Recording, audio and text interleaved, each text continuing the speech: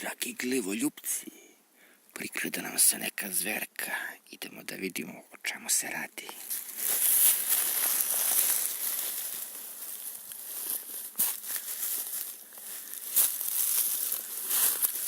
Dođi tatici, dođi tatici. Usput da vam pokažem. Ovo je Diatripe stigma.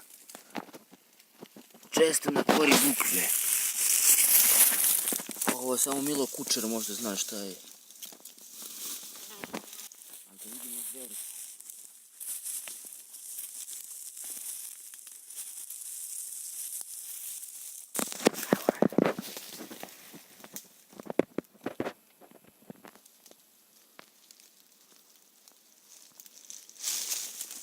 Nemoj da se plašiš.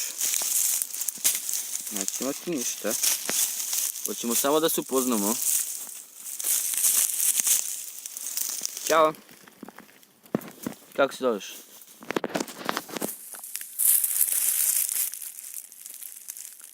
Ovo vam je, dame i gospodo, kornjača golobrđanka.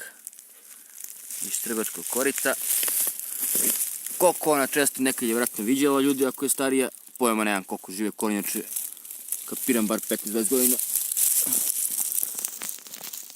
Možda pamti ljude salaše, jer ovdje su nekad pasla stoka redovno. No kako živimo u zlatnom dobu, nema više ni salaša, nema više ni stoke. Ali ona tu, kako se vidite, životari svojim životom lagano. A evo ove oko sjela, uvijek se sakriju odmah. A ova očigledno vidi da joj nećemo ništa. Jel tako, kornjača? Kaži nešto, imaš da izjaviš nešto. Za gljive đerdapa. Da se ti slažeš sa našom politikom. Ekologije, ne bavimo se ni politikom. Samo nauka, samo gljive. I samo retke zverke. Da se upoznamo. Nemoj da se plašiš, ja sam budala samo, nisam ja opasan. Ne bi ja tebi ništa. Dođe ti snimam. Kako imaš lepu glavu, vidi kako se lepo vidi glava. Ćao. Da imam neku bobicu dao biti, ali nemam ništa. Ima nešto da sjede, suša, a? Ja vidim drenjine kod tebe slabo rodile. Šumski jagode bilo davno.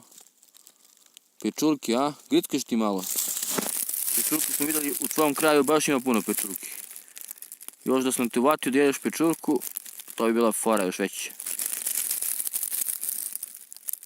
Pa ajde možda se sretnemo kasnije, ajde ti jedi nešto, ja idem da radim sad, znaš.